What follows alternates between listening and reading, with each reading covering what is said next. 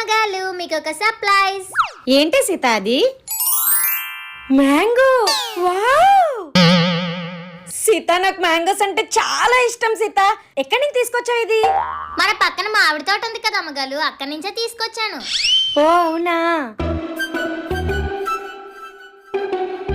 అవును సీత, నువ్వు హనీ కదా బయటికి వెళ్ళారు, నువ్వు ఒక్కదానివే వచ్చావు. Honey AD?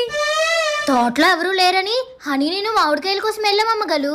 అయితే అక్కడ ఒక పెద్ద ఆయన చూసి మమ్మల్ని ఇద్దరిని దెబ్బలాడాలు. నా మామిడికాయ నాకు ఇత్తాలా లేక మీ ఇద్దరిలోకి ఎవరైనా కట్టియాలా అని అన్నాడు.